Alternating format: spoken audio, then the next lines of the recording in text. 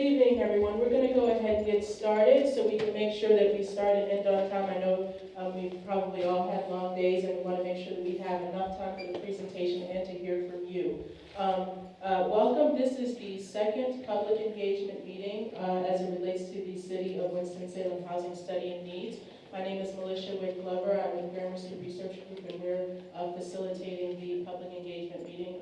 And I did not do a good job of this last time, so I want to acknowledge Tiffany Williams from our team and Tiffany Morrison-Brooks, who you met in the back. If you have any questions during the meeting, please ask one of them. Before we get started, I'd like to ask Councilman Montgomery to come up and just bring us greetings and maybe say a little bit about the housing study. Thank you so much, and thank all of you all for coming out and being here. As the city of Winston-Salem continues to grow and to develop, it has a responsibility to be intentional in understanding what the needs are within our community. And so, a few years back, started having conversations with members of the council and the city manager, who's here, Mr. Garrett, who serves as the city manager for the city of Winston-Salem, around how do we take assessment of the housing in our community. We have been investing and had a history of investing in housing in the city of Winston-Salem, but understanding what are the specific needs and how we're strategic in those efforts. We've developed an affordable housing ordinance, but is that enough, and what else do we need to do? And finally, we got to the place we were able to pass before council funding to have a housing study completed to really have concrete specifics or at least give true measurables on what are the needs and how should we be spending our funds and how should we encourage others in our community to spend funds and where are the areas that we need to. Anecdotally, I think we as a community know those things, but there's some folks who need to see something tangible, and hopefully at the end of this process, hearing from you all, the work that the great consultants are doing now to produce for us, we'll have something that can continue to move us into the future. And it is incumbent upon all of you all and the rest of the community to hold the community as a whole accountable for making sure that we meet those needs that are going to be expressed and that we understand. So again, I thank all of you all and look forward to the engagement and the conversation moving forward. Thank you. Thank you very much. If we could just have Melvin, do you want to come up and have a few words before we get rolling, just in case people have to see you? Good evening. Thank you everyone for coming tonight. We want to make sure that, as Councilwoman Montgomery stated, that you all become engaged with the process. It has been extremely successful. Enterprise Communities has done an excellent job in taking in the information that you provided. This PowerPoint presentation will be available at some point, and so that you can have this in hand as well. And please continue to answer the survey form that is out, which will also provide information to us. I would like to point out that our city manager, Mr. Lee Garrett, is here. Our deputy city manager, assistant city manager, Dory Page, our director for the department, Ms. Marla Newman. Other staff members that have been extremely helpful in this process is Tim West in community development, and also Diane Greer.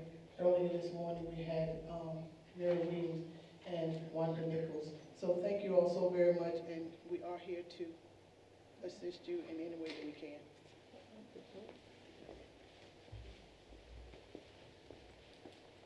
Okay. So we're going to go ahead and ask Era Wright-Smith to come up and give the presentation. And there will be a lot of information that she wants to get across, and so we will have a Q&A period at the end. And I just wanted to make you all aware of that. So please make sure you jot your questions down. We're going to ask her to move through the presentation so everyone can hear it, and then we'll have a Q&A at the end. Thank you. Good evening, everyone. Thank you for coming out. I'm really excited because we're at a key place now in the research study. Some of you may be aware that Enterprise, myself on behalf of Enterprise, was here in September where we delivered our first public engagement. And at that time, it was very high level. We talked specifically about the demographic trends that are happening Forsyth County, the city of Winston-Salem, the neighborhood revitalization strategy area and downtown. And we also made projections with respect to housing and what housing would look like here, particularly in the city of Winston-Salem over the next 10 years through 2027. This is really a continuation tonight of that information and that conversation that we had. And we're now taking a deeper dive into the research and looking at, from a data and statistical standpoint, information that's going to help us better understand what housing looks like here in the city and what the needs are going forward. So what we're going to do tonight, though, is cover 4 key areas. I'm going to talk to you about the housing quality here in the city as it relates to age of housing in particular. We're going to move then into housing costs and looking at affordability, talk a bit about land use and development costs, and we're going to end the presentation tonight with housing and transportation. So we're going to cover a pretty broad spectrum of information as we move forward through this conversation. But before I kind of dig right in, I wanted to first tell you that this particular study has 3 phases. Phase 1 is what I just discussed earlier, which led to our public engagement in September. Right now, the delivery of information has to do with phase 2 and what I will talk about tonight in particular.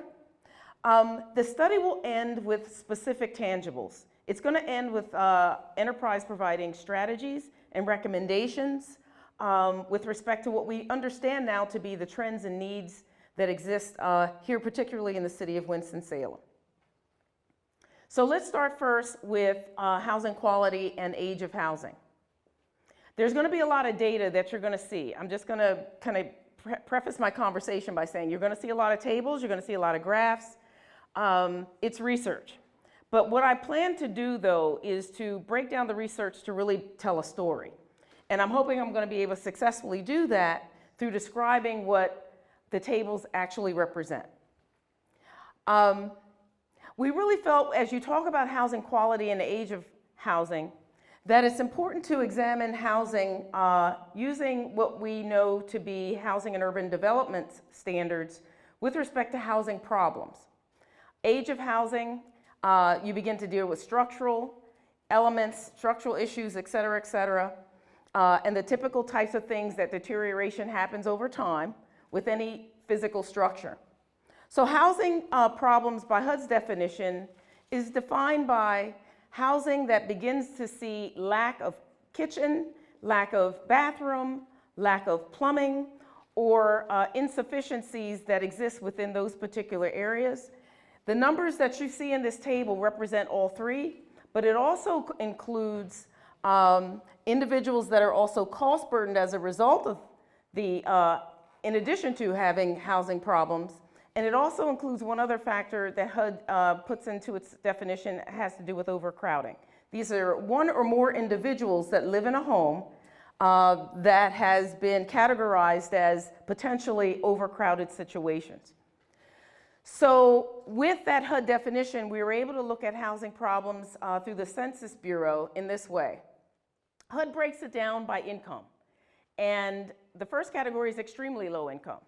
So what we were able to define here by reviewing and analyzing census data is that when we look at housing problems, as I just defined it, across race, we found that Black households have more housing problems compared to other races in the city of Winston-Salem. In fact, about 60% of all renters in the city of Winston-Salem are experiencing some degree of housing problem that I just described. The same holds true with owners of properties. About 35% of owners, of African American owners in the city are experiencing housing problems. And combined, they represent more than any other race in the city. Very low income now is the next category. Individuals that make between 30 and 50% of area median income.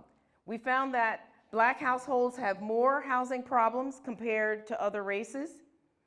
It holds true consistently for both renters and owners. Low-income households. Now, this is a different income group, but still considered low income. We found here also that Black households have more housing problems compared to other races in the low-income category. And I'm going to pause here because as we speak about extremely low income, very low income, low income, we're talking about households that make between 30 and 50% of the area median income, which is the average.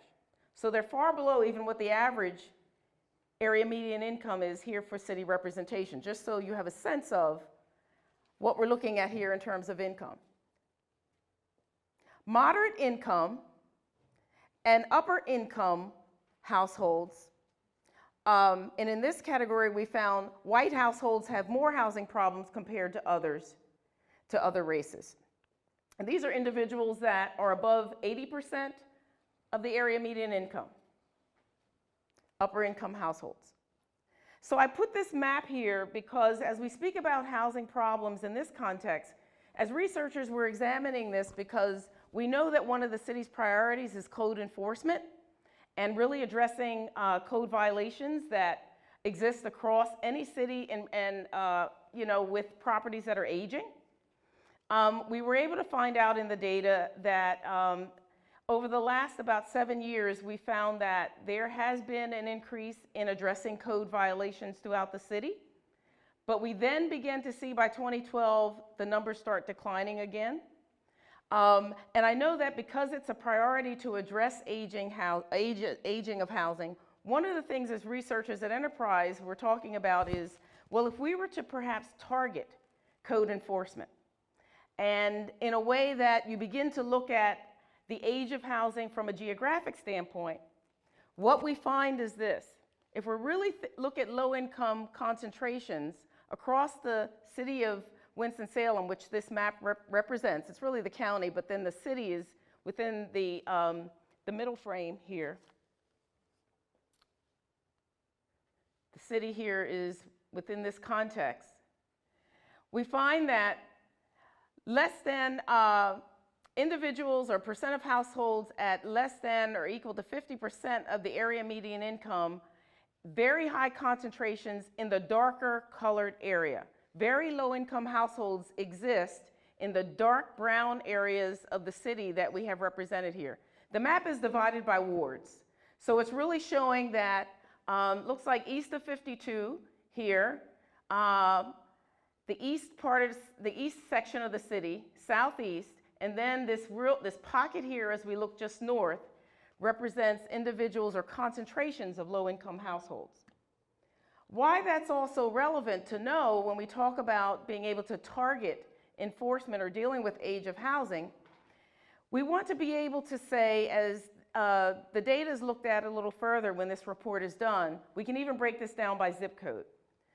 So if decisions in the city are going to be made around how do we begin to tackle the age of housing, code enforcement that's needed in housing, perhaps there's a more intentional and deliberate way of doing that. And if we look at this by zip code, what we were able to find is these bars here really represent years that structures were built between 1939 and earlier, all the way through 2009. And what we were able to see is that more African American low-income owner and renter households have more housing problems. More white, moderate, and upper income households have more housing problems.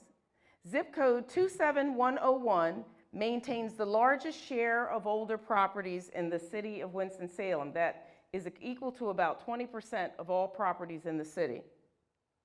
The largest share of properties were built in between 1960 and 1979, and between 1980 and 1999. So that's the bulk of the housing stock in terms of age in the city. And so if intentional efforts are made around how to target properties based on location, coupled with identifying the housing problems that exist in these geographies, it may be an interesting strategic approach to deal with code enforcement. The second area that we looked at is housing costs and affordability. Asking the question, which income groups are cost burdened? Families paying more than 30% of their income on housing. It's important to look at cost burden to determine whether or not housing is even affordable in the city. Cost burden by most definitions is any household that pays more than 30% of your income, total household income on housing costs, you're considered cost burden. We've seen, and there's certainly households that pay even up to 50% of their income on housing costs. But by standard, we use 30% as the measure. And what we found is that in Winston-Salem, more than 1/3 of all households pay more than 30% of income on housing. When it's broken down now by income, we wanted to dig a little deeper to look at it at the income level. Households that make less than $20,000 a year, and this long gray bar here represents this, households that pay 30% or more on housing. Lower income in this income category pay more than 30% of their income on housing, and it represents about 86% of the population here in the city of Winston-Salem. When we break it down then between $20,000 and $35,000 a year, we find again, looking at the gray bar, which represents here in the, where I'm circling here, 30% or more on housing, 52% of all households in the city who earn between $20,000 and $35,000 a year are paying more than 30% of their income on housing. Cost burden, they're cost burdened.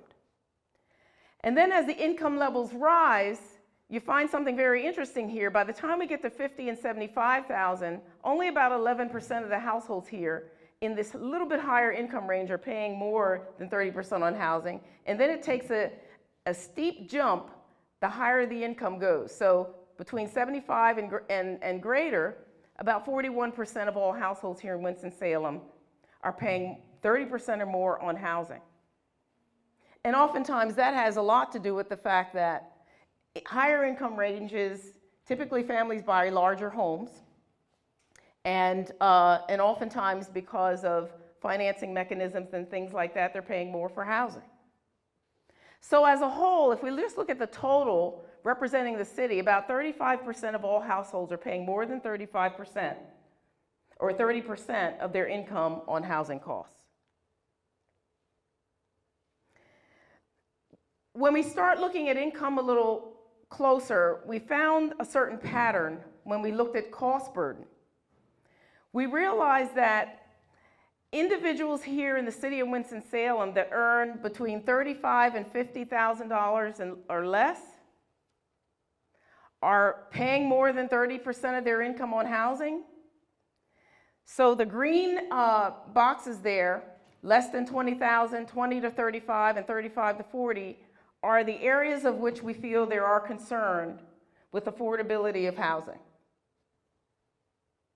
So we went further into understanding here in the city as researchers, what is affordability? If we know now that particularly lower income households within that income range I just described are cost burden and dealing with affordability issues, we decided to build an affordability index as researchers. This is very common, we've done this before. It's an index that measures to what extent can a household be able to afford a certain house at a certain price point. So we're able to kind of drill down based on the price of housing. And I'd be happy to describe the formula in which we use to build this index if you're interested in knowing how it was built. But it was built based on national realtor standards, the National Real Estate Association, and Freddie Mac market surveys. So what we learned after we built this index was housing is affordable in the index if the index is less than or equal to 100%. So in other words, let me go back. In other words, we found the total number of households that were able to afford housing at a certain price point, and I'm going to go back. So we divided it up by quartiles, lower quartile, medium quartile, and upper quartile housing prices. The lower quartile housing price value is $115,756,000. So the question is, what income group can afford a house priced at the lower income quartile or lower quartile of $115,756 in the city? We found here that almost 57% of all households in the city who earn between $20,000 and $25,000 a year, I'm going straight across, cannot afford a house at this price. Cannot afford a house at this price. The green represents workforce housing, the price points at workforce housing. About 36% of all households in this income range cannot afford a house at this price. The median house value is the same. We've done the same thing, and we found that at a median price level of $165,343, if a house is priced at that level, 56% of all households in the city that earn $35,000 or less cannot afford a house at this price, at this income. Same holds true with the upper quartile level. We calculated through tabulation what that would look like. So an upper quartile level house is $224,674. 54% of all households in the city cannot afford a house at this price if their income is between $35,000 and $50,000 a year. It is not affordable based on the index. So these particular charts really help decision makers say at what price points will housing become affordable. And if decision about housing being built is made, there needs to be an understanding around who can afford, what households can afford a house at a certain price, and what that income level will be, so that there's a better alignment between income and affordability. That's what the index really measures. So when we look at this on the map, the housing or homeownership and rental affordability indices, if we start to the left, the green map really represents homeownership here for households at 50% of AMI in the city. The dark green areas in the city are considered extremely unaffordable for households that earn less than 50% of the area median income. So we're looking at really the downtown area and points east and points west. Certain pockets in and around the downtown are becoming very unaffordable for households at 50% of the area median income. And if we look at rental households who are at 50%, it becomes extremely unaffordable to rent properties right here in the very dark area, which is just east of 52, and within the neighborhood revitalization strategy area. And this is for low-income households. Then we did some research on land use and development costs. So if we understand cost burden, how much a household can afford, and then at what price points based on median or weighted averages a person can afford, how much is it going to cost now to develop the land? So what we looked at, we have specialists who have expertise in development cost analysis who produced a lot of data for us for this particular research. But what I'm going to show you are a couple things or trends that came out of the research. Winston-Salem development costs are below both national and regional trends. So what we did was a comparison using what we call RS means analysis. We looked at the national level, which is the orange line here. But when we compared Winston-Salem to Charlotte, Raleigh, Greensboro, and Durham, all of these cities are relatively the same in the context of development costs. It's very affordable to develop properties here in the city. When we look at how much it costs on a national level, all cities, including the city of Winston-Salem, falls below the average. So that's an interesting thing to note around development costs, because when we look at the regional comparisons, again, with respect to construction now, construction costs and what it costs to construct a property here, and we're looking at a 1 to 3 story property, let's just say 22,500 square feet. Again, Winston-Salem falls below the national average, as with all the other cities within the region. So the cost of construction is what we call reasonable here. Development costs are below average. And the land availability exists here, and we also found, which I don't have a map of here, is that the most available land by acreage is in the eastern part of the city itself, the most vacant available land, and by acreage, the most usable land that could be used for development. But we have found, however, that we know the city is working on development around the downtown area, which is actually necessary for revitalization. But one of the things we found once we looked at patterns of development within the city, we felt there's unbalanced levels of development and investment across many neighborhoods. While downtown is in a development mode, and the city has goals for development in multifamily housing and things of that nature, we looked at permitting data that shows there's still more production of residential single-family properties in the city than there are other housing types. And so one of the things that we're actually going to be encouraging in our final study is to create more equitable development, what we call equitable development, a more balanced approach to development, using the value of land that exists here, coupled with affordable development costs and construction costs. The last thing I want to mention here is with respect to housing and transit. How do housing and transportation costs compare to other cities? Well, you're going to see here, and I'm going to breeze through this, but keep your eye on the red line. The red bar is Winston-Salem, compared to many other cities across the entire nation. And what we found here, compared to other cities with populations very similar size as Winston-Salem, between 200 and 300,000 people, that Winston-Salem's combined housing and transportation costs are below average. It's the 38th highest cost out of 48 cities. So its transportation costs are very affordable here. When it comes to, when compared to other cities with respect to income, because Winston-Salem's incomes are relatively low, the combined housing and transportation costs elevate. And that's because people here still rely on driving to work. While you have a transit system that pretty much operates from the center of the downtown outward, many people still drive in from outside of the center core of the city, from the suburban areas to downtown to work. The combination of housing costs plus transportation is what drives that up a bit.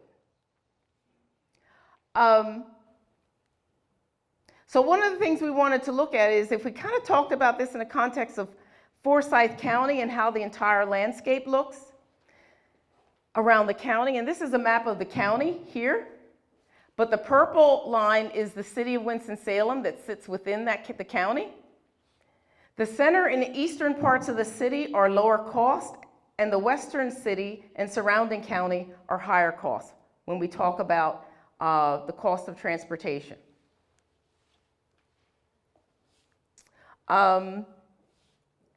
Where does bus service exist?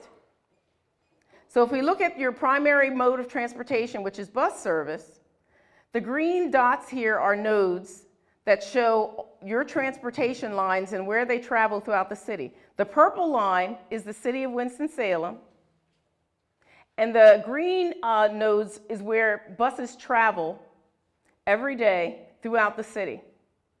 So the urban core within the downtown area has very, very efficient bus service, and it moves outward. But what we began to look at was, well, what exists within the city that would affect transportation of those who live in the city? When we started looking at public housing and subsidized housing in particular, we found that right here, most of the city's public housing is concentrated in the downtown and east of 52. Okay, so if we keep our eye on this, we already said that transportation exists pretty much in the urban area, in the downtown area here. When we started looking at subsidized housing locations, the same goes for the broader portfolio of subsidized housing. Much of the subsidized housing falls right here, and it's scattered throughout the city.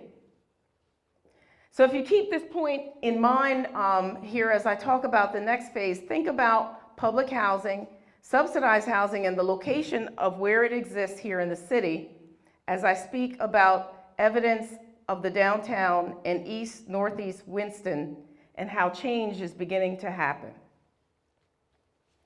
What we're finding is in the downtown area in particular, where primarily subsidized and public housing exists and lower income households exist, east of 52, the number of people with a college education is increasing in the areas downtown and east of 52. Incomes are increasing in the areas downtown, incomes.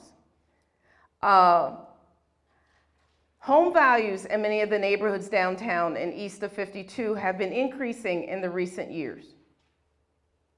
And similarly, rents in many of the neighborhoods downtown and east of 52 have been increasing in recent years. So there's a demographic shift that's beginning to happen in these particular areas, albeit that it's eventually impacting areas where public housing and subsidized housing exists. Now, this could be a very good thing as the downtown area changes, as the demographics begin to change, downtown outward, going from the east side to the west.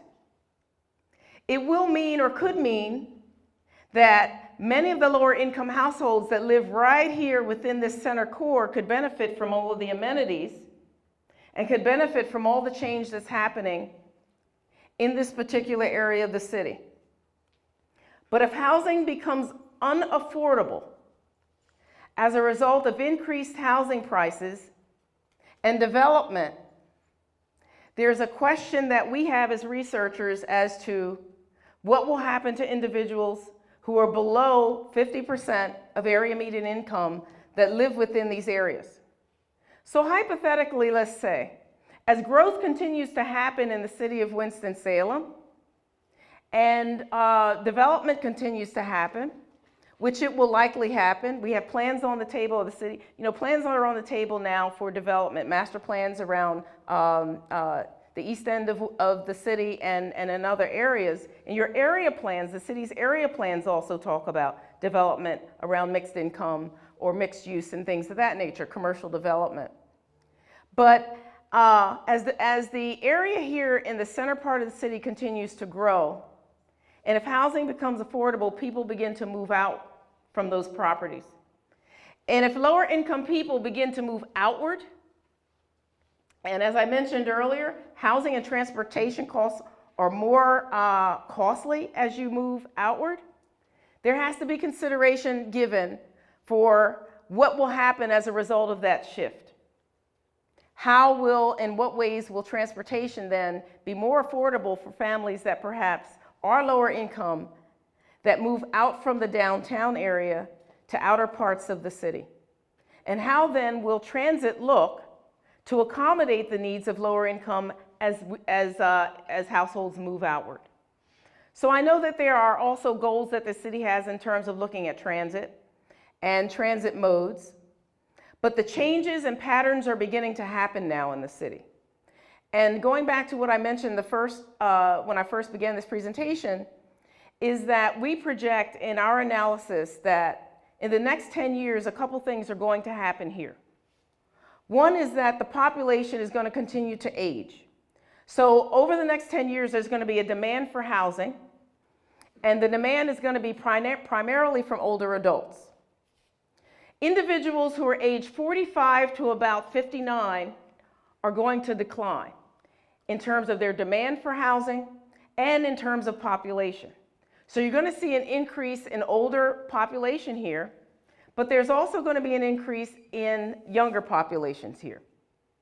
So there is what we call the middle that will not necessarily be as represented over the next 10 years.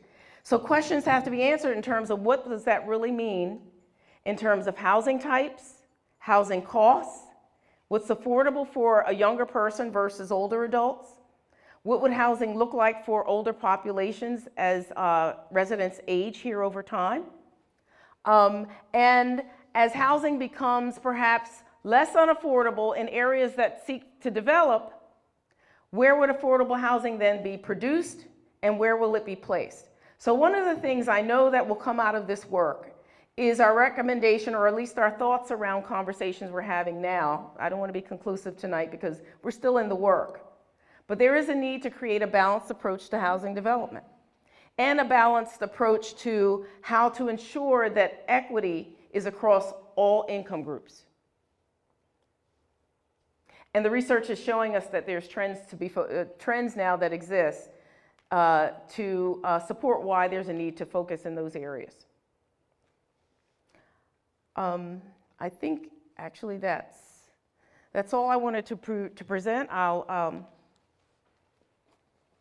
take questions now if you have questions. Right? Yes.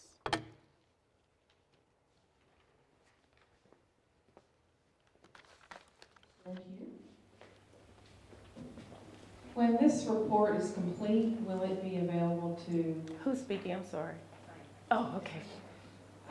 when this report is complete, will it be available to citizens of Winston-Salem? So are officials here to answer that question? Yes. I believe Melanie said it would be available once you all are able to get it up. The first report is available on the website, right? On the housing study website? Both presentations will be put on the website. Once the final report is completed, it will be available as well. The next presentation will be made to council in March. We're also going to put this video Okay. on the website as well. So for those of you who weren't able to hear, this presentation will be put on the website. The report will be presented in the council meeting in March, and this video is being recorded now, will be posted on the website as well.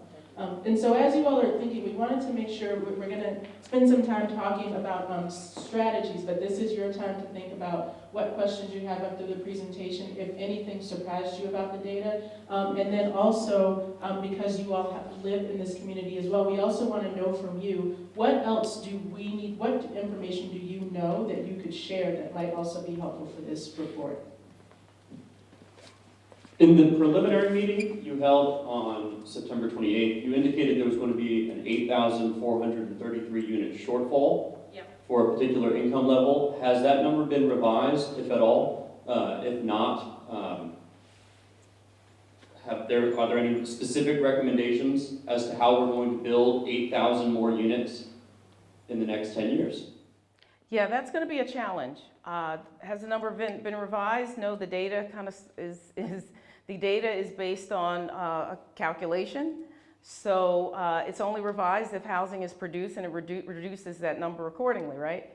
And it's going to be predominantly demanded by older adults, in fact.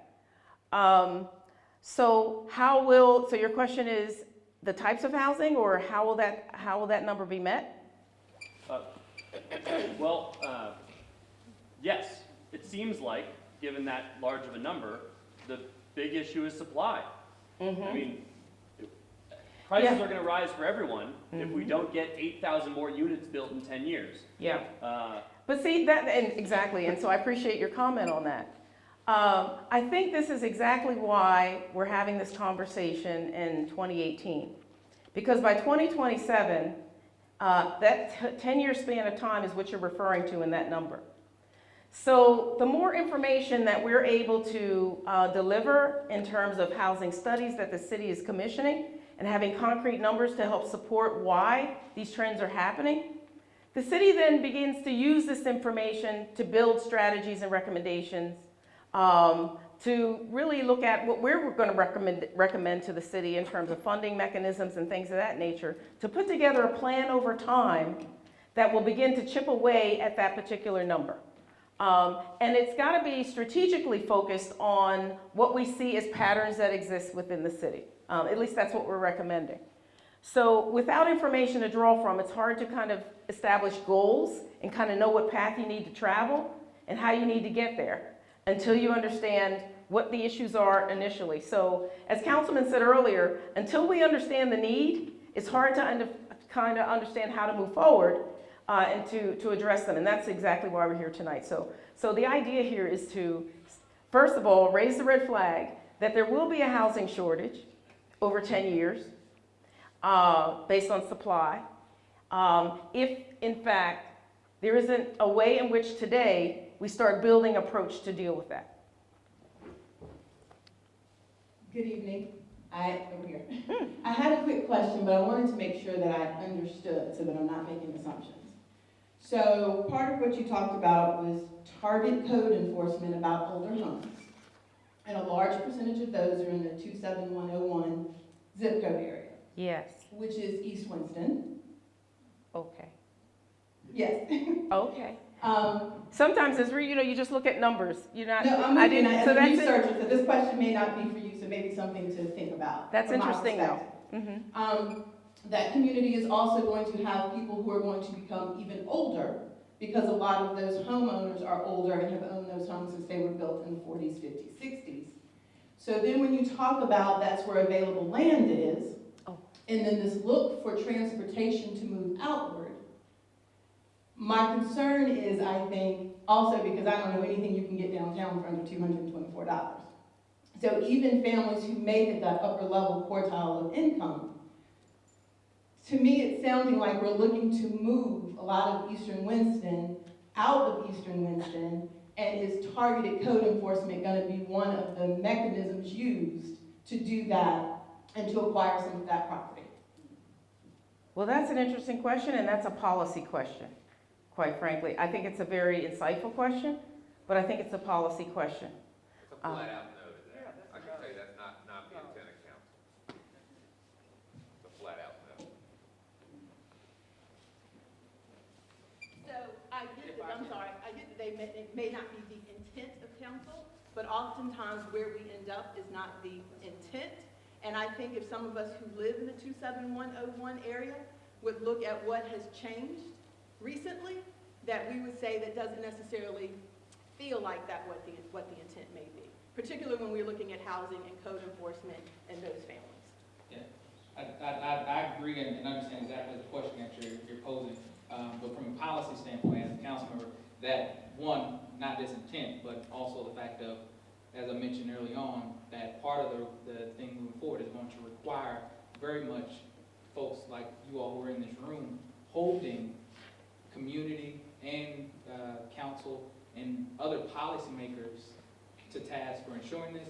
But one thing we also have to understand is the sense that the code enforcement part of what's there, when we look at, and I don't know if they mentioned or the data to specifically speak to it, but when you look at the home ownership versus the rental population, that most of those units that are going to have that code enforcement action taken on them are not people who actually own that home.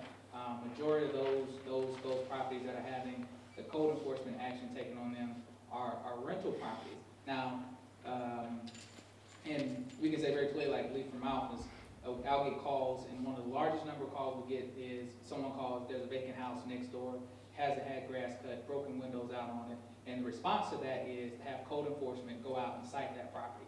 But in the same sense of that is also utilizing other tools. But specifically, one of the things I think we have to do as a community is set an expectation of how do we help people in that neighborhood who are renting those properties own those properties, so that they're not pushed out by not being intentional. Because if you're not intentional, I agree exactly. If you don't do anything, we'll see folks get pushed out. And I think that's the red flag that's being held up, is that if we don't do anything, exactly what you're saying will happen. If no one steps in and tries to curb what's going on, that will be what happened. That's what we've seen happen in cities all across the country, is exactly that. And that's why this matters, in order to try to curtail that from happening, specifically in our communities that are east of 52. And that takes this type of action. There are folks on council who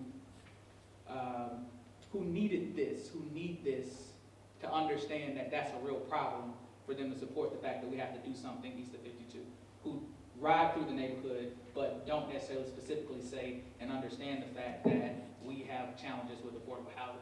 So this concrete data is going to help folks like myself and others very much advocate to the fact you can no longer say that that's not an issue. We have clear, concrete reasons why we have to take action.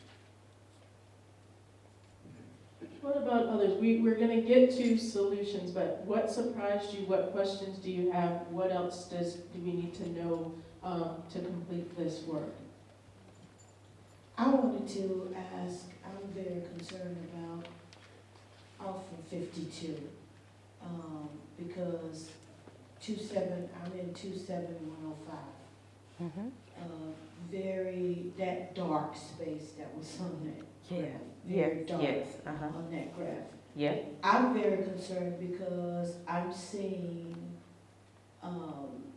lots of housing that is not good. And we are encountering even more homelessness in that area. Mhm. So my question that I'm asking is, will that be an area that will be considered to be built up at some point? Because at this time, it's seemingly to me, Mhm. in the 4 to 5 years I've been in that area, Mhm. it seems to have been lost. There's no revitalization, no housing, no anything. And so, because I saw that darkness on there, Mhm. I'm asking, would any of the housing for seniors, for those that are aging, be considered in that area? Because we're losing people. We're losing people to homelessness. Yeah. So when you talk about affordability, and I think your larger question really speaks to types of housing that will be needed. Affordable housing, yes. Types of affordable housing that will be needed here in the city. And, you know, I'm going to give you two answers. One is we're looking at zoning information here in the city, and we know that there's been some modification to this, but properties zoned for 2 acres or larger are concerned. And when we talk about equitable land, the use of land, looking at smaller parcels of land for housing, smaller homes, perhaps, as a housing type. More suitable and affordable, perhaps, for individuals of lower income. When we start talking about unaffordable housing, particularly as it relates to individuals who make below that 80% of area median income, the more individuals that fall into that income group that cannot afford to live in homes anymore because they just simply don't have the incomes to support it, eventually cities begin to see a continued increase in homelessness. It just makes sense. It stands to reason. So homelessness is a key issue over time if affordability is not addressed properly. And so then that adds another layer of challenge and difficulty that cities address, and we've seen this across the nation, where homelessness now becomes, so how do you now begin to house individuals who have no house? And the properties that are used for that, and where you place properties, where do you place structures for people who are homeless that other individuals or residents are not going to want those, the NIMBY issue. Not in my backyard, you know, those types of issues that kind of raise. So what we try to do is, with this kind of information, stave off homelessness as best we can by making early decisions about how to address affordability. If you address the issues of affordability, it begins to address issues of dealing with homelessness before it even gets to levels that become uncontrollable oftentimes in cities of this size. I'm going to stand for a second. My first question is, the research that you did, what model did you use as a researcher? Several. Okay. Depending upon the level, the type of information you're referring to. So let me just give you a sense of what we did.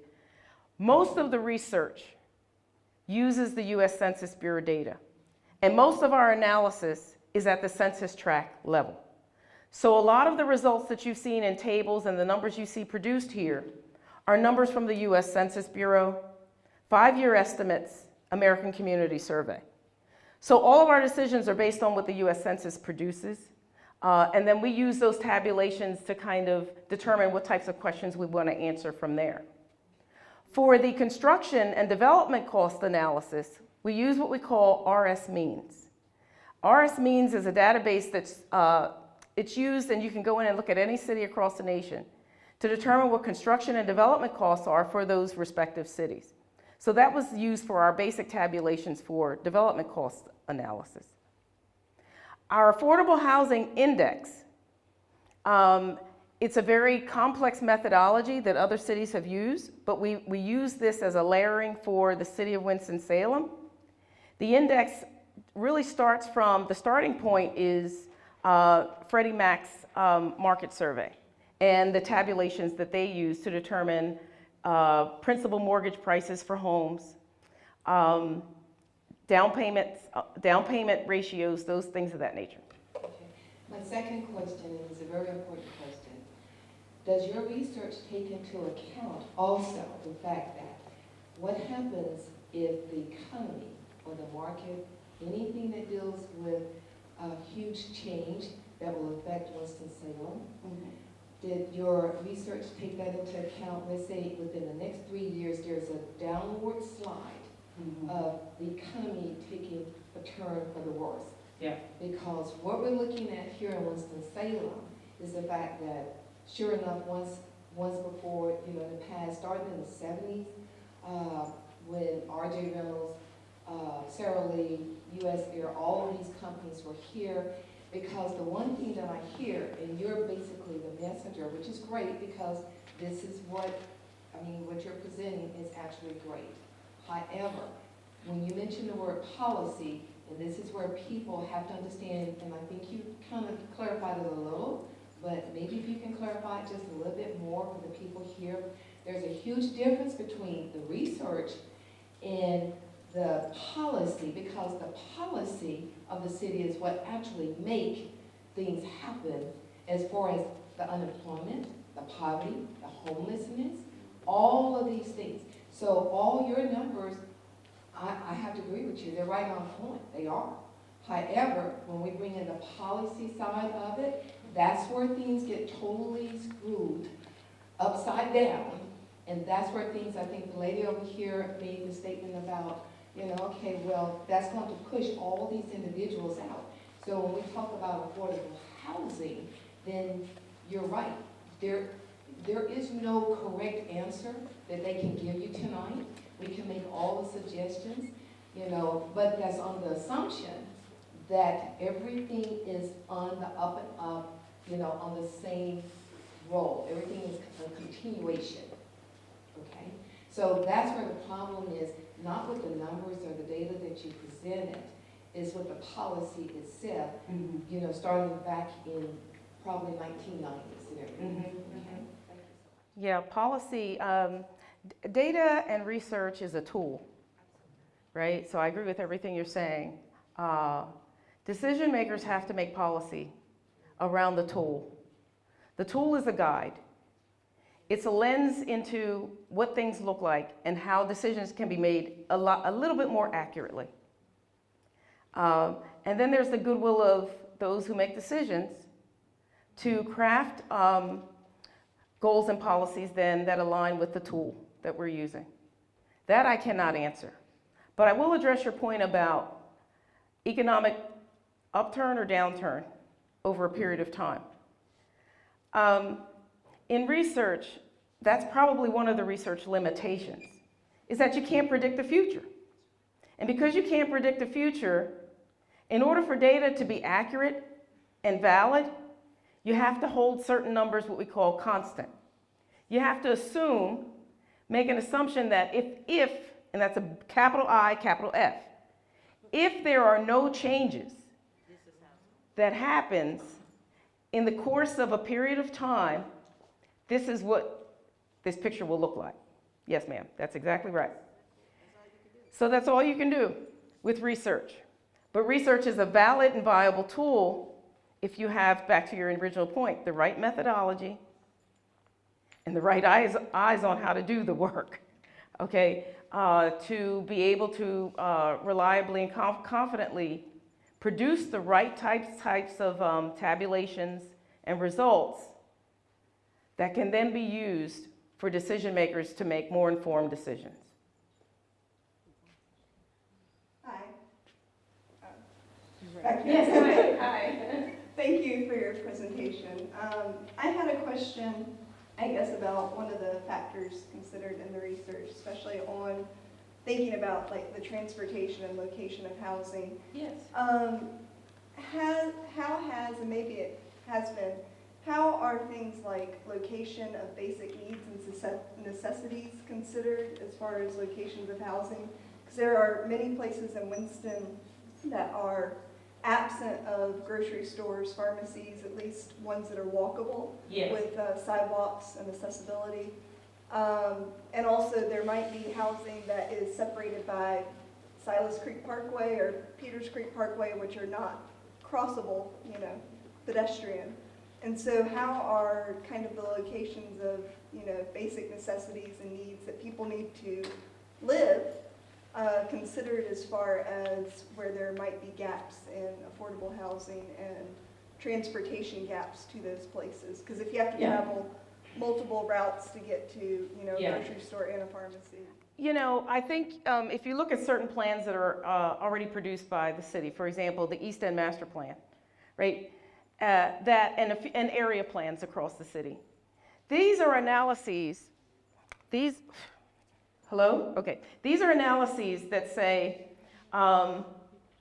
here's what we believe that these particular geographic areas are going to need to be viable communities. Amenities that currently don't exist in these areas, right? And so the data itself, if we understand where affordable housing exists in the city and where it is unaffordable, and then layer that with the income levels that exist for households that live in these particular geographic areas, the next question then becomes, all right, we understand that, for example, that this geographic area is very unaffordable. Why? It's unaffordable perhaps because when we look at the commercial districts that are close or nearby these areas, they perhaps do not produce the types of, they're not at price points that are affordable for people who live there. The types of businesses that exist here may not be compatible with the resident base that lives here, et cetera, et cetera. Again, it's hard for me, at least as a researcher, to be able to answer questions about what types of amenities should exist. But if I'm able to provide answers to what's affordable and what is not, and where those areas are located, again, it goes back to the policy question. Decisions now have to be made as to now what makes an area revitalized, fully transformed, and what will it take from a commercial and economic development standpoint for that to happen. These are the kinds of answers that your input is going to help provide, and the city is going to be making decisions about. So we are going to make this the last question because we do need to get your input and we're running short on time. But I do encourage you to write your questions down if we did not get a chance for you to ask them, and we will make sure that we get those questions added to the information that goes on the website. I was a little confused when I arrived. I thought the program was going to be about this handout, so I've been trying to understand why we didn't get to the handout. So this is going to be a question period that's going to end and then start another one? Okay. I have a NIMBY question. There are some things we can predict. We can predict that there's going to be driverless cars in Winston. We also can predict that this is the first generation of people with disabilities who are going to outlive their parents. And I'm not sure if the U.S. Census data, RS means, or Freddie Mac have any notion about predicting that disability population outliving their parents and the income and affordability that will mean.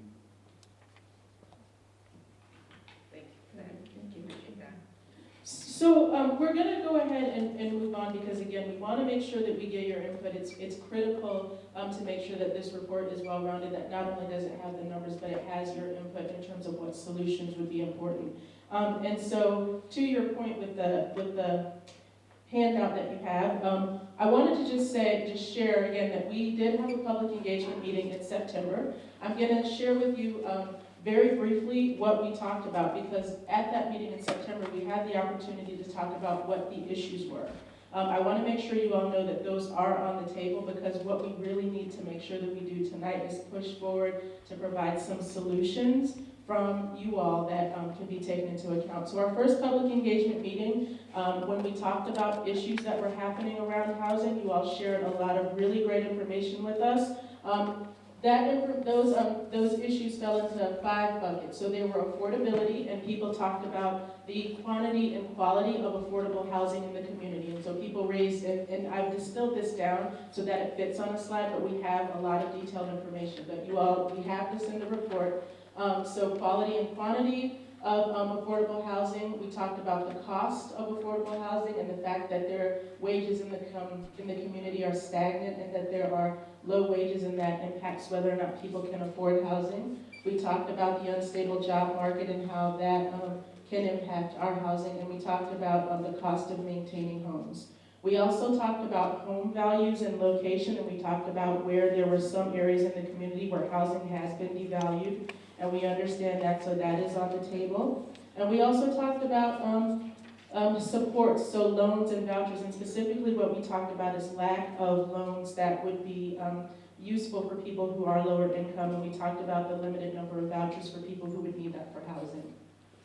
We talked about accessibility, so do we have an adequate stock of housing options that are safe, that have enough space, that have working utilities, that are near community resources that people would need access to, so that included transportation, schools, childcare, retail, lots of different things that you all mentioned. And we also talked about, to your point, we talked about the need for housing for special populations, including seniors, homeless, individuals with special needs who are now, and we have your notes specifically from last time, living longer than ever before.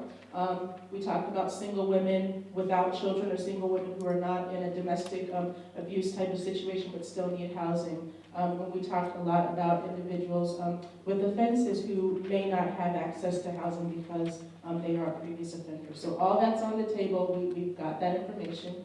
We talked about accountability in terms of making sure that codes are enforced, that landlords are providing livable housing, and the fact that there needs to be some advocates that can help renters, particularly those who don't feel comfortable or don't feel that they have the voice to speak out against landlords. We talked about accountability for homeowners in terms of property upkeep, care, and access to resources. And we've heard this before, but we talked about officials, accountability of officials, and that could be anyone from lenders to city officials, anyone who is considered in charge of making rules related to housing. We talked about disparities, and we acknowledged that there are certain segments of the community where there is hyper-segregation, so concentrated property, concentrated devalued housing, and that leads to a host of other issues, and there are disparities in terms of there are certain neighborhoods where there's a stigma attached. We also talked about the fact that depending on who you are when you're looking for housing, you may or may not be shown housing in areas where you would like to live, and so you are then moved toward these neighborhoods with hyper-segregation. And then finally, we talked about gentrification. That was a bucket that came out, gentrification, and that was seen from the lens of displacement, and then pricing people out of opportunities to afford homes. So I'm not going to ask you to vote now for this, but given what you know and heard, these were the 5 buckets. So I just want to make sure that we know we have gotten that information on the table. And so what we really want to focus on today is pushing past that and really thinking about what can we do? What are some of the solutions? What are some things that you all can think about that we can help to move the work forward? We did have a meeting earlier today, and so I just want to let you know that these are some of the solutions that we came up with, because I'm hoping that this group will help to add. If things need to be repeated because we want to clarify, we can do that, but I'm hoping that we can continue to add to the list. And so this morning, we had some suggestions for co-housing. particularly for people who are unrelated. The suggestion was particularly for seniors who may want to combine resources because there are some ordinances now that might impact whether or not people can cohabitate who aren't related. We talked about more subsidies to assist with homeowning. Mixed income housing was a solution, and then mixed housing types. So not only housing communities that cater to people of mixed incomes, not just all high income or all low income, but a mix. And then we also talked about different types of housing in the same neighborhood, so single family, multifamily, those kinds of things. There was a call for philanthropists in the community to really get involved. We talked about the fact that we have a lot of philanthropy in this community, and there might be ways that they could put their efforts and their funding toward helping to resolve these issues. I also added the solutions we came up with last time in terms of coordinating efforts and resources to make sure that we're not duplicating efforts and that we can pool efforts and resources together to really begin to address this problem. We talked about locally and nationally, both earlier today and last time, about that there are examples of programs in neighborhoods across the nation and even here in town that are doing this and are figuring out how to maintain neighborhoods. And there's no need for us to reinvent the wheel. There are examples, and we need to look at those and see if those can work here.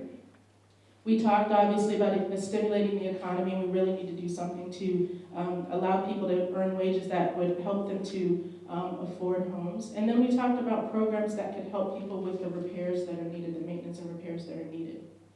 So that's what we talked about earlier today. So what else? So you've heard the issues. We've got the issues on the table. Unless there is a burning issue that we have not yet covered, I'd like to not talk too much more about the issues. We want to make sure we have all the issues acknowledged, but I think we got most of them.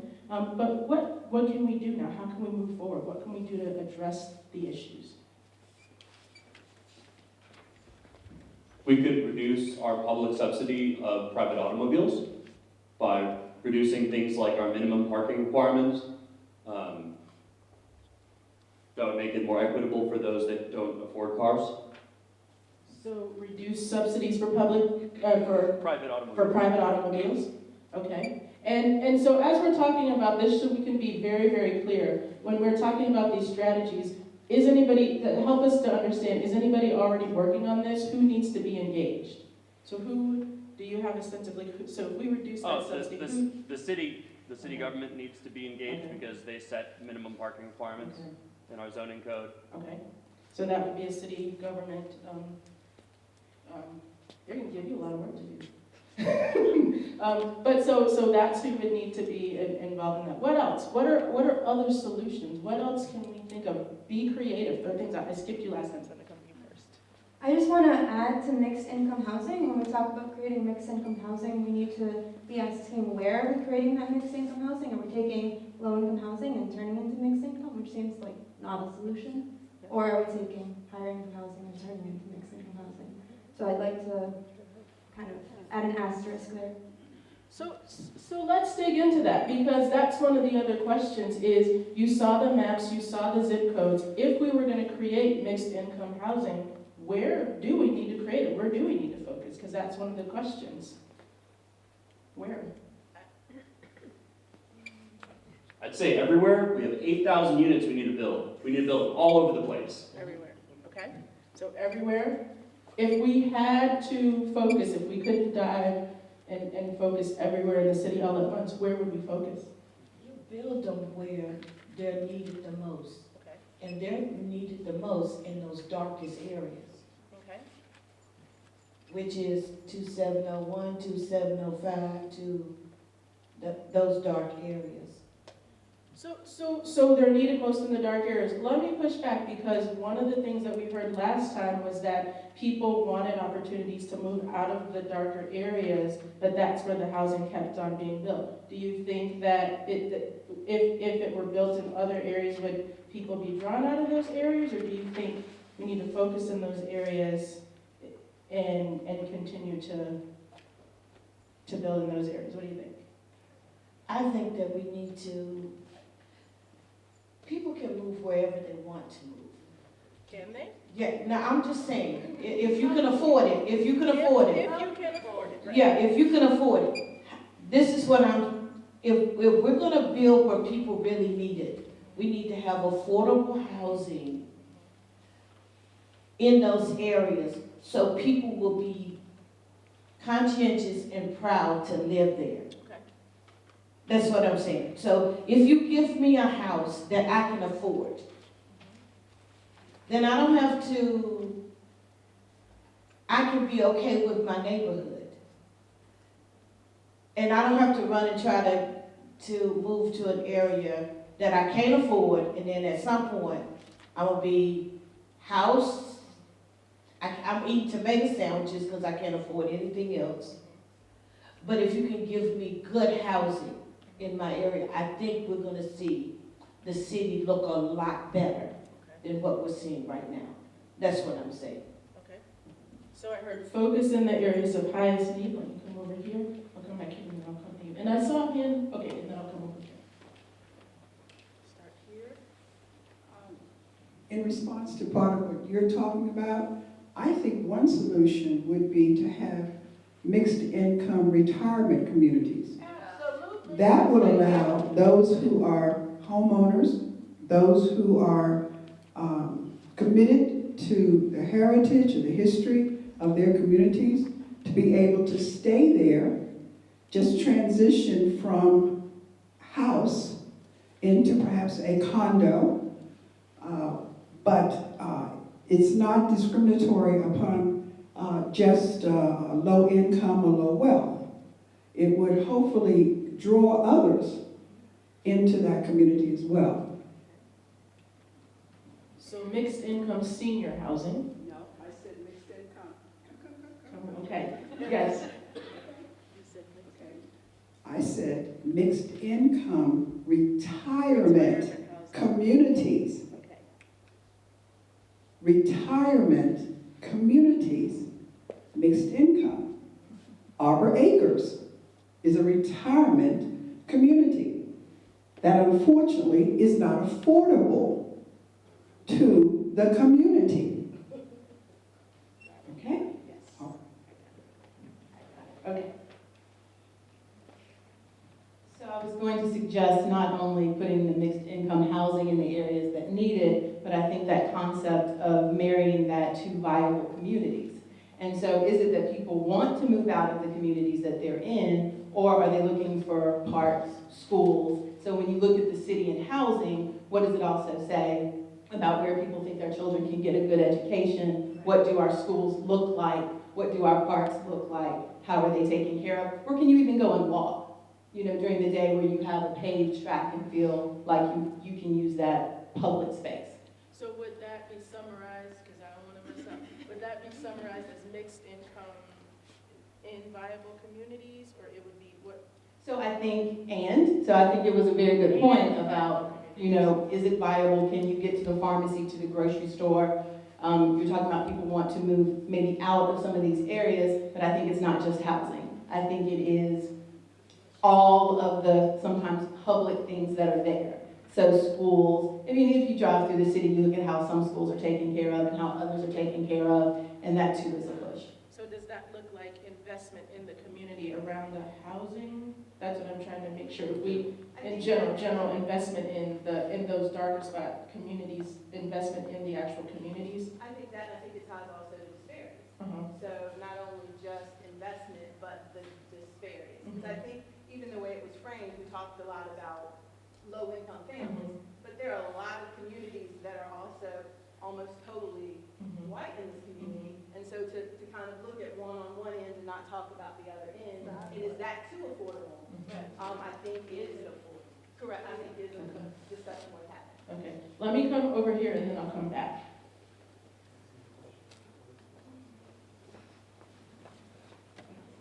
This is good, because my water's been red all day. This is good. Thanks. I think the information that you presented tonight is very helpful, and it's a good step forward. I do think, though, that we can't solve all the problems that affect people that are impoverished and force people into poverty. However, to ignore them, I feel like there's no way we're going to solve our housing crisis in Winston-Salem or anywhere else.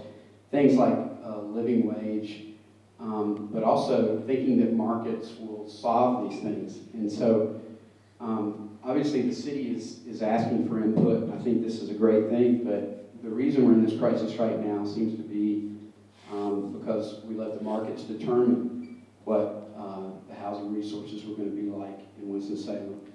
Where we go forward, if we say there's going to be a market answer, well, a market answer means we're all at the whims of what you can charge people, how you can exploit people, and even these things we see where there's entertainment and that kind of thing downtown, it serves the very folks that are actually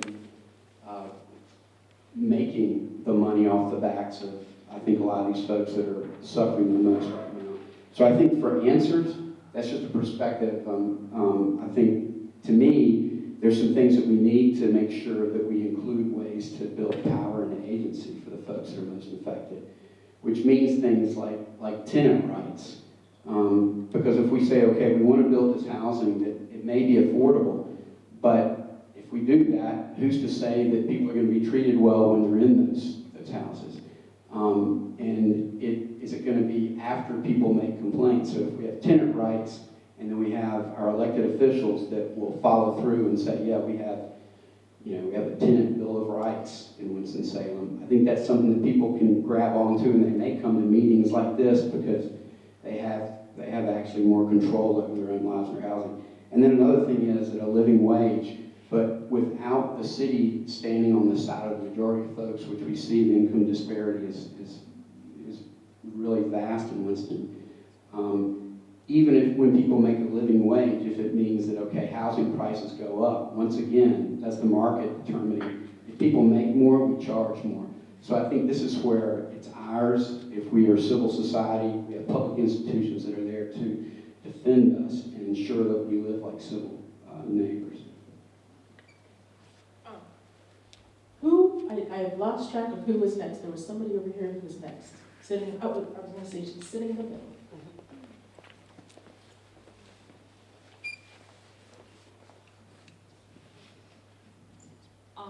So I'm not really well versed on housing issues. I'm just going to preface that. I think it might be at least an interesting idea to try to focus on housing that's around, I guess, like public transportation, with a focus, with an emphasis on getting an expansive transportation system, a public transit system developed in the future, so that basically, so that the housing doesn't interrupt any public transit opportunities in the future. But I think that as a first step, that might be prudent. But obviously, like, where it needs to be built before anything else. Although that's kind of like a very idealistic goal, I should say. So focus the housing development around existing resources like transportation? Yeah. Okay.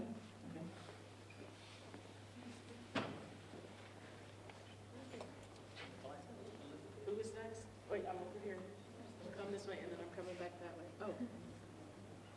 Yeah, I'd like to make a suggestion that any development in the city with housing, with respect to housing, should mandate their sidewalks. Because I can tell you, I can determine the ethnicity of the residents by two factors: the number of trees and the number of sidewalks. And let me make a connection of the importance of sidewalks. It's not just about walking your dog or getting exercise. It's about law and order. Because I can tell you, if a young person has to share the street with the car, then he learns to disrespect, not learns, he experiences to disrespect authority. And let me make that connection. If I have to share the street with the car, then I don't respect that car. And if I don't respect that car, I don't respect authority. Because you can't tell me as a pedestrian that I need to get out of the street when I have nowhere to walk. And that's a connection that hadn't been made in the importance of sidewalks. And so I really want to stress there should be no housing development without mandated sidewalks.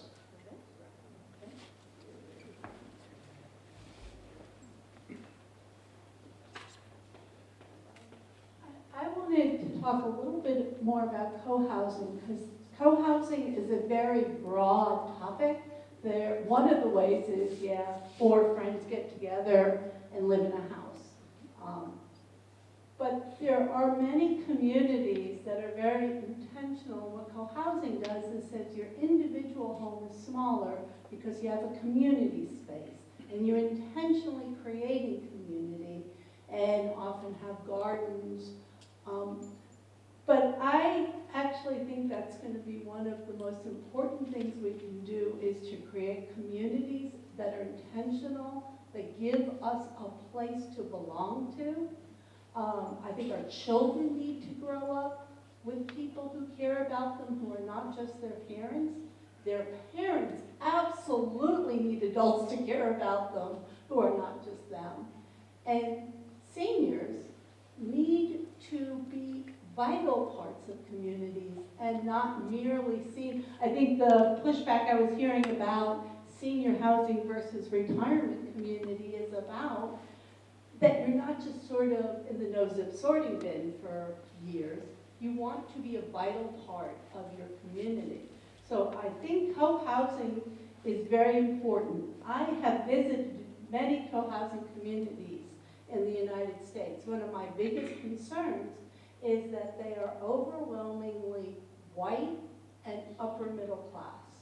And I really think if we can find a way to create co-housing that is really diverse in both age and income, we can create real hubs of belonging. So I'm hearing some things, I'm coming this way, but I'm hearing some things. I'm hearing that we need to make sure that we are talking about communities and not just houses. Right. I've heard several examples of, and so that fits within the co-housing, but we need to make sure that that is very clear when we bring the notes up. I'm also hearing a theme around, and I've completely lost my train of thought. I said co-housing, a theme around neighborhoods, and I've completely lost my train of thought. I'll come back. One thing that I think that we need to focus on primarily when it comes to communities east of 52 is that they are predominantly asset poor. A lot of these solutions that we're speaking about are solutions that are predicated upon the assumption that there's already asset in these communities, when upon the same data used in this particular subject, HUD identified 8 racially and ethnically concentrated areas of poverty in Forsyth County, and all of them aren't downtown or East Winston, where blacks are 7.3 times more likely than whites to live in those areas. And a lot of the issues, a lot of the solutions that we're talking about are predicated upon the ability of owning a home, when 66.9% of people living in Winston-Salem rent, while 36% of white folks rent. But on the flip side, only 33% of black folks own their own home.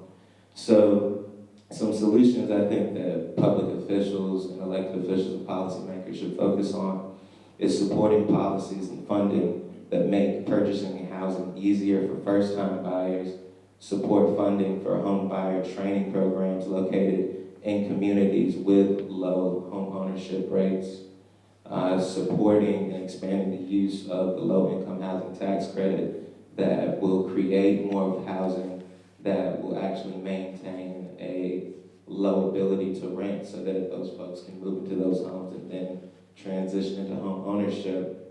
But there should also be a heavy onus on corporate leaders in Winston, especially with the economy expanding in the tech industry here in Winston, where companies with a substantial number of employees with wages at or below area median income should heavily focus on housing subsidy opportunities for affordable rental housing so that folks can actually gain equity enough to transition to home ownership. And we should also put an onus on philanthropists in the city to support the creation of nonprofit lending institutions that spread more funding opportunities with more flexible terms for folks so that they can actually take advantage of the loans they receive without having to become slaves to hidden fees and contract limitations and things like that. Okay. We're gonna take two more. We are getting close to the 8 o'clock hour, and so I want to summarize. So I'm gonna go here, and then there was a hand in the back, and then we will be here for a few minutes after for those that didn't get a chance to hear, but I want to allow the city officials a chance to wrap up as well. So I saw the hand, but now I lost who was it. I wanted to suggest that there's another group that should be added to special populations, and that group would be recent college graduates. That we do, as a community, come up with innovative ways to encourage them to stay in our community with that knowledge, those gifts, the talents, the skills. Now, that could be that we subsidize their housing because we know they have student loans that are just taking them over the top. But we also know that if we have them here, that becomes one of the attractions to the 21st century developers, because there would be a good pool of individuals that could be trained for those jobs. So we'll make sure we have special populations. We'll make sure that recent college graduates gets added to that. And there was one hand over here. You will get the last word for the evening. Thank you. One thing I was thinking when it comes to the issue of NIMBY, when I drive around East Winston, I regularly see signs in people's yards that say no more shelters. And it's in regard to the fact that these poor communities already take the brunt of housing folks in need. They have homeless shelters, affordable housing that drives their own house prices down. I think one thing that needs to be considered, whether or not it's a pipe dream, is seriously bringing up the idea of putting housing in our more well-off neighborhoods, such as Buena Vista and West End neighborhoods. Reason being, even if that can never happen, it'll bring those people to the table. They'll have to have a stake in the game. And when they can actually discuss and imagine the humanity of the people who are the worst off, they might actually be able to get over those NIMBY feelings eventually. Thank you. And we're going to ask Councilman Montgomery if he will close us out with any last comments and next steps. For a second, I want to play just a regular citizen with two suggestions too. One is, I think, one intentionality of solutions is in those areas where you have high concentration of poverty now, finding opportunities to build first, meaning develop first. If you're looking for new rental opportunities, how do you create new affordable housing in the area without displacing people who are already in there first, meaning giving opportunities to create new structures that folks who are there are able to move in, that they don't have to get out of the neighborhood to come back. We've seen that happen in other projects where you blow it up and everybody's dispersed and they never return back to a neighborhood. But how do you create build first opportunities? And then the second piece for me is the reason that the city, I think, has seen such success, and I use air quotes on success because everybody's, I don't think, thriving from it, in downtown in terms of development is because everybody, business, public, and private sector came together and said, this is what we're going to do.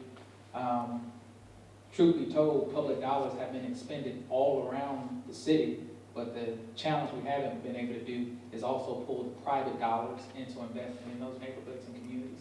There are tons and millions of public dollars going into communities, but the private dollars aren't following. So I think that's one of the things that we have to make sure that the private folks are coming with the guidelines that you can't charge astronomical rent rates and that they're controlled. If you're going to get this money, you have to provide this kind of thing. So that's one of my suggestions and things I'll be looking forward to. But switching back out of citizen role, I just want to say thank you to everybody who's coming out here tonight. City manager, who's stepped out already, probably is the only person in the room who can understand the joy I feel is, because this has been one of the specific things for me as an elected official that I very much beat his ear around in terms of us taking steps towards dealing with the challenges of housing in this community and really raising the alarms of how big of a problem it is and how we have to tackle that. And the only way that is gonna get done is because of citizens holding the community accountable for dealing with the needs of the community as a whole. So for your presence here tonight, that means a great deal for what the future is gonna come. And so please don't let this be the end of the engagement in this conversation. Let this be, if this is your first conversation as a part of this, let it be the first to many, many conversations of continuing to engage and holding the community as a whole accountable for meeting the needs of the citizens of this community as a whole. So I say thank you. I know that staff, Melon Parker, Tim West, and others are the staff members who are leading this project. Marlon Newman, who is the new Director of Community Development, is heading the Community Development Department of the City of Winston-Salem, where a lot of our housing funds and investments and plans come out of. And so looking forward to all of her leadership and guidance as well. I heard schools come up, and we do have another elected official in the room, Ms. Elizabeth Mossing from the school board, who is here. And all of this comes together. All of this moves together. So again, thank you all for being present. We will be here. If you did not get a chance to make a comment or have a question answered, please do come and see either Tiffany or myself. We will get your information down so we can make sure we have it captured. Thank you so much.